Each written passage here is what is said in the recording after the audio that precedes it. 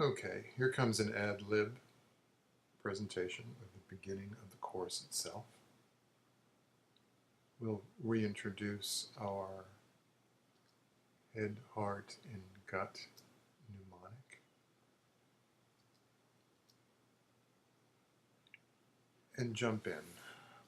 How our psychology will say that there are qualities relative to our head intelligence described by our thoughts. The heart intelligence is described by our feelings, and the gut intelligence described by our external behaviors. Spiritual teachers come along and say that there's head qualities about knowing, not about our thoughts, heart qualities, open stance, and not about our personal feelings. And there's a gut presence around present moment that we're just going to call now for now. Enneagram language includes both, of course, so those head intelligences in two columns. Our thoughts are described by something called a worldview, and that knowing stance by a holy idea. Heart intelligence is similarly those feelings become described by things called passions, and the open-hearted stance by virtues. Gut center, naming these categories again. Behaviors become subtypes. They go by lots of different names. And that now center, frankly, isn't named by the model, but there it is. Rename our columns now away from psychology and spirituality. Let's call them active consciousness and receptive consciousness. You'll see how well those work down the line a little bit. And then we start to clean up our charting using our color scheme, getting head, heart, and gut out of the way. And our columns are like so. Going further, we will expand the chart just a bit. You'll see why later on. And those gut behaviors, there's a lot of behaviors to describe, so we have 3 categories of them. We wind up with our 7 categories. 3 guts down here, the worldview in the head, passion in the heart, virtue in the heart, and the holy idea back in the head, and that's the way we will work the model. All these categories are common to everyone, but when we start filling in different versions, people start to look very differently. But in common, we all hold certain dynamics. There's one between active and receptive within the head intelligence, within the heart intelligence, and certainly within the behavioral or gut level stuff. There's a way of describing an alignment within receptive consciousness. There is a dynamic where we work from the present moment out into our behaviors. There are ways to intervene with ourselves to become more present, and there are tricks of the trade to figure out how we can return to present more quickly using the Enneagram as a map. So if all those categories are now charted, as we've talked about, we start our lesson plan and take one of these spheres at a time. So our first lesson is self-preservation, and we start to examine that, and here's how we do that. There are a series of video clips which are very short. Somebody's talking, demonstrating a facet. In this particular lesson plan, it will be self-pres examples going through all the types. At the end of the clip, we will record our reaction to this behavior in a drop-down menu, record a single word for this type of person, our own label, go ahead and do it, and then recording whether this person is very like me or not, and hit submit. And we go through several videos. There will be 18 in all, 2 examples for each of the 9 types. And we run through all of those, recording our answers. To review, at the end, there are all 18 types identified as type, but we won't get into that necessarily. We're really looking at self-preservation and what's common across that entire category, even though the different types look different. Wonder of the Internet, each one of these little windows is still active. You can review the clip as an example of the theme that we're introducing over there. And as you saw in the other video, we start running through these lessons. So we'll do social subtypes, we'll do the sexual subtypes.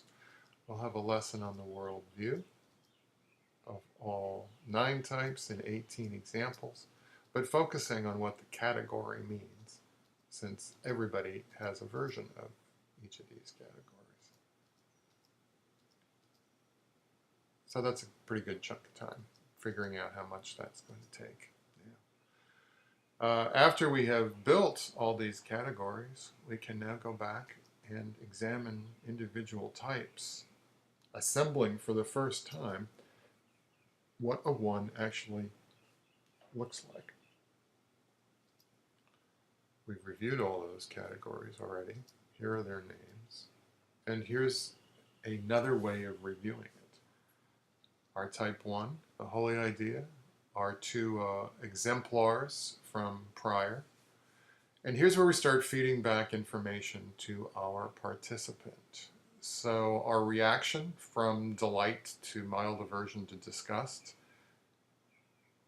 appears here. These are the participants' answers. The one-word description for these people in a column. And whether they're like me or unlike me, you can see the person sees what they have answered.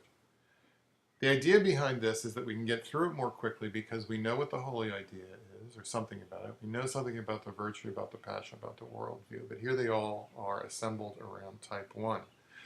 The purpose of this section of the course, then, is to create summaries. So for type 1, my summary, examining all of these reactions that I've recorded, are going to be summarized in my own choice at this point by 1 word.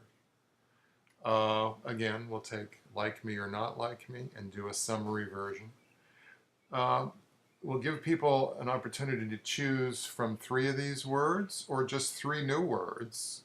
In this summary phase, we're asking for just that, a summary of what my reaction to these folks are. And adding another category way down here is people I know who may be a type 1. And then click submit, and we move on.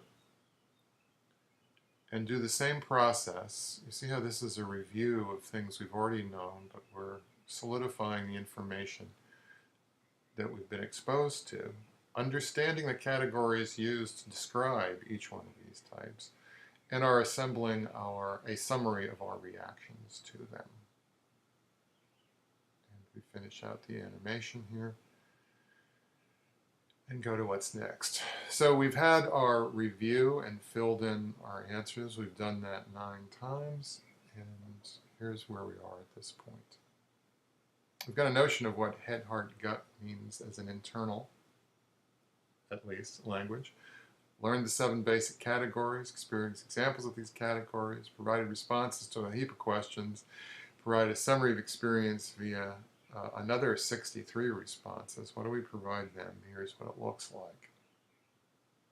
Talking you through this.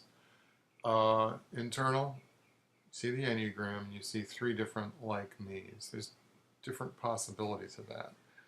If my summary response, which we've just collected, and the accumulated responses during the course of part 1, if they all agree, then okay, fine. So if the red appears, this person, their accumulated responses are 4, and they say they're a 4. It looks pretty definite they're a 4.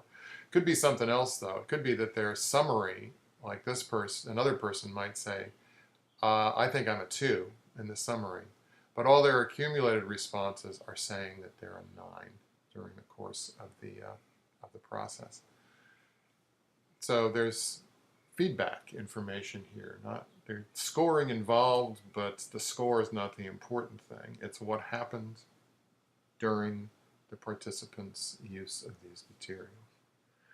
Then into the outer rings here. I'll tell you what those are about. Here's, again, summary responses. So our 3 words summarizing a 9 were safe, kind, and frustrating. The people that this person knew were, and they'll know who these people are, Maury and Pauline. These are my brothers and sisters who are 9s. And then the my summary response, again, all this is summary, is I've said I have a mild attraction towards 9. And as it turns out that these outer rings represent the accumulated responses, not the summary responses, but the accumulated responses in part 1. And so there it is, mild attraction, green down here, see that's the code for out there. They're in agreement. It's a different level of information, just like we're contrasting agreement or disagreement inside here. Let's move over to type 1. So the 3 words there, strong, reliable, and harsh. My dad and my sister, one of my sisters.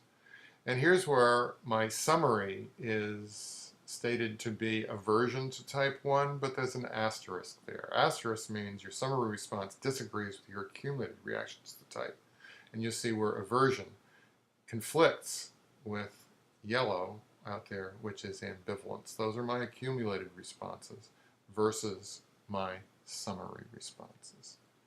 And there you have it. There's a body of information here that's not necessarily telling anybody who they are or what they are. They're just feeding back what they've said. Ways to look at the chart and explain them and parse them out would be, here's my reaction to gut-centered people, largely favorable. True with this, but here's this issue over here with type 1s. Why would that be? Well, there's dad right in the middle of it in mine. Over here, head-centered stuff. I'm mostly, or in this telling, mostly ambivalent or positive towards the head types. And then over here in the heart center, it would be interesting. I'm okay with other 4s, this would say. I'm ambivalent about 2s.